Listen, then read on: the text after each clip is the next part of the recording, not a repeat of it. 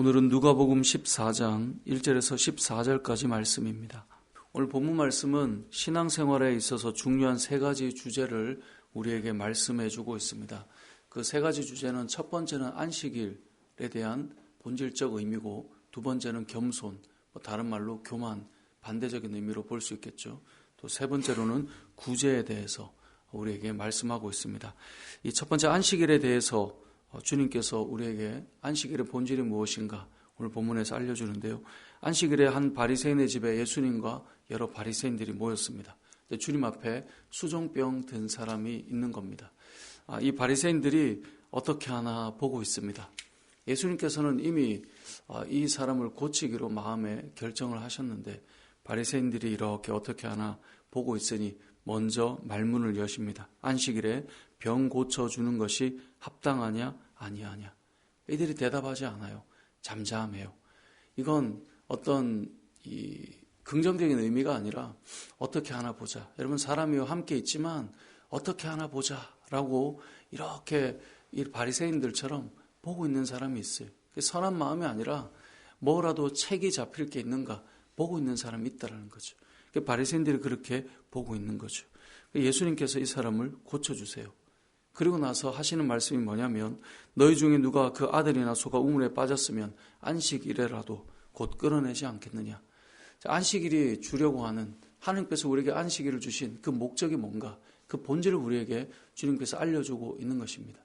안식일의 본질은 살리고 치유하고 회복시키시고 또 쉼을 얻게 하셔서 일어나게 하시는, 그것이 안식일의 본질이에요. 그래서 아무 일도 못하게 하셨던 거예요. 그래서 쉬게 하셨던 거예요.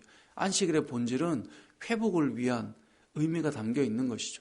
그래서 쉬도록 하는 건데, 그런 의미로 본다면 병든 자에게 안식일은 치유되고 고침받고 살아나는 것이 본질적으로 안식일에 부합하는 그 의미의 역사가 일어나는 거죠.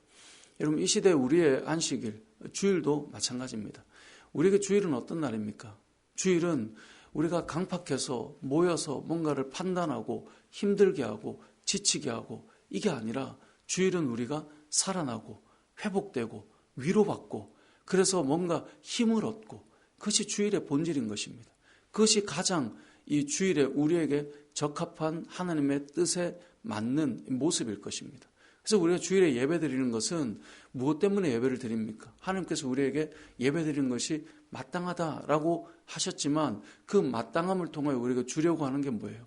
우리가 영적으로 힘을 주고 위로를 주고 우리에게 다시금 회복되게 하시고, 그래서 이 주일의 본질은 우리를 살리는 것입니다.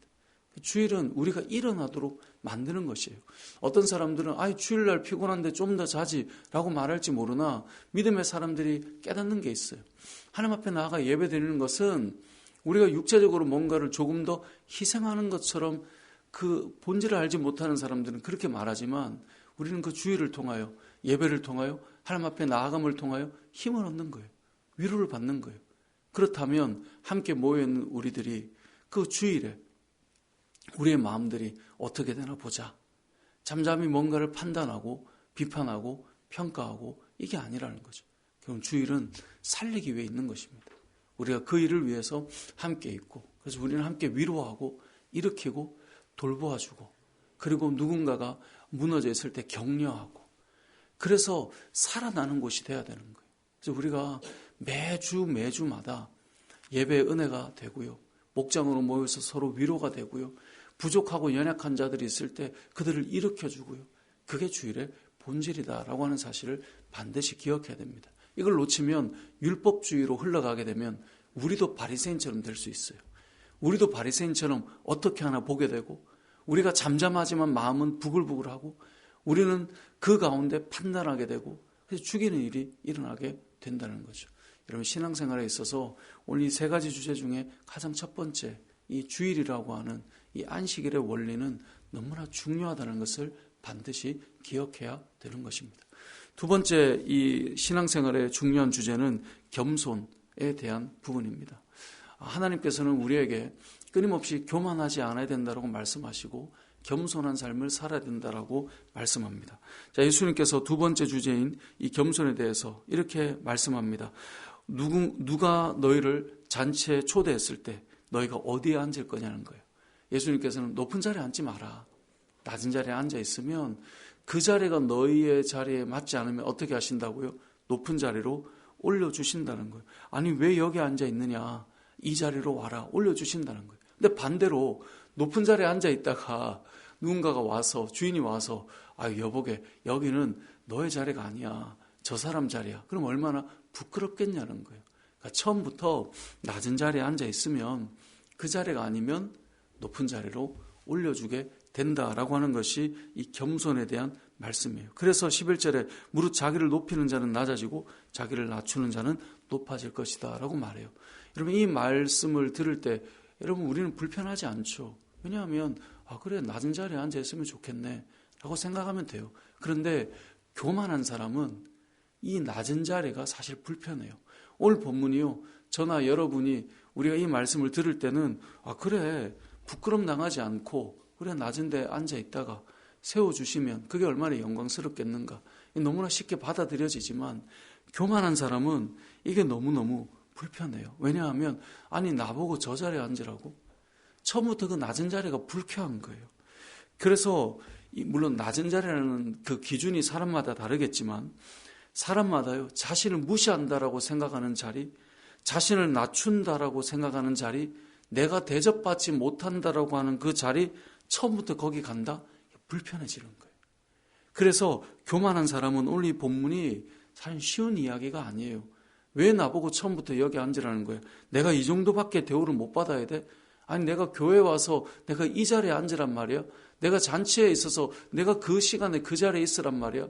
여러분 사람의 마음이 불쾌해질 때가 여러 가지 이유가 있는데 그 중에 하나는 교만함 때문에 그래요. 내가 이 정도 대접받는다고? 내가 이런 일을 해야 된다고?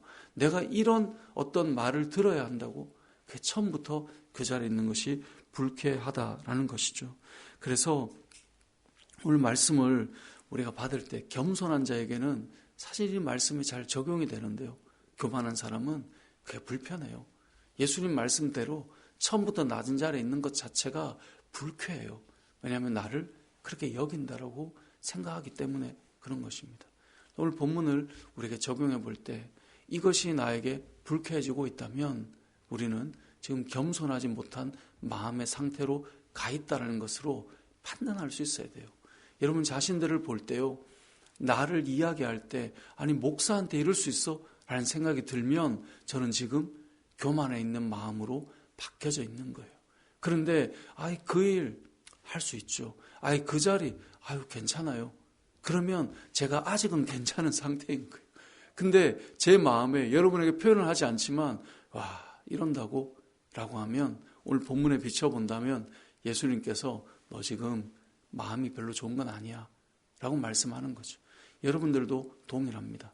여러분이 교회에서 어떤 역할을 하고 어떤 직분을 맡고 어떤 섬김을 하고 어떤 그 감당하는 자리에 있다 할지라도 우리의 마음이 어느 자리에 있을 수 있는가를 통해서 나를 살필 수 있는 지표가 된다라는 것입니다.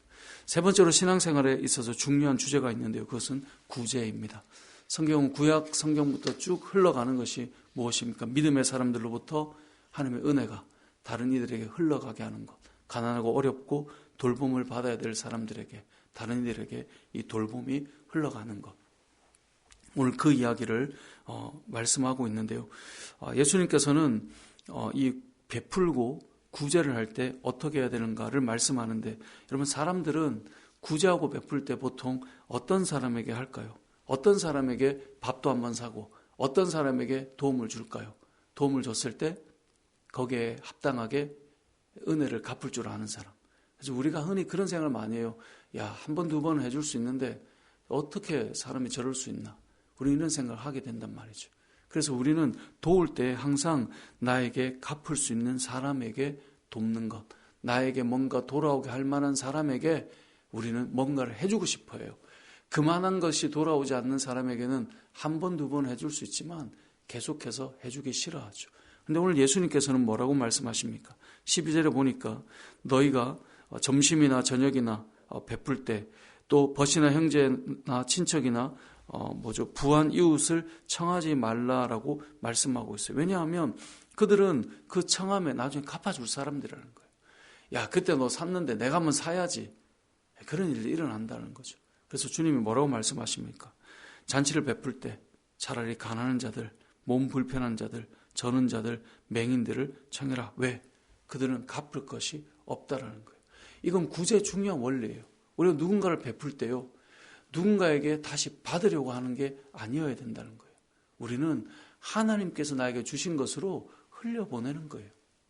그리고 우리는 하나님께로부터 보상받고 하나님께로부터 체험받는 사람이면 된다라는 거예요. 여러분 주변에 어려운 사람이 있다면 그들에게 돕는 거예요. 근데 우리의 마음은요, 하나를 주면 하나만큼 받고 싶은 게 우리의 마음이에요. 근데 그건 구제는 아니라는 거예요. 우리가 뭔가를 해준 만큼 안 돌아오면 우리는 판단하고 비난하고 비판해요. 우리는 흘려보낼 때요, 흘려보낼 때 받을 것을 생각하고 하는 것이 아니라 하나님께로부터 받을 것을 생각하고 도우면 되는 것입니다. 그 사람에게 뭔가를 얻고자 하는 것은 아니어야 된다라고 하는 것이 구제의 원리입니다. 여러분 신앙생활 하면서 이 세 가지는 너무나 중요한 주제입니다. 우리가 주일을 어떻게 지키는가. 주일인데 서로를 무너뜨리는 경우가 있을 수 있어요.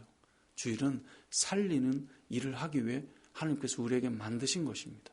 그래서 영적으로도 살고 서로로부터 살아나야 되고요. 또 한 가지가 무엇입니까? 겸손에 대해서.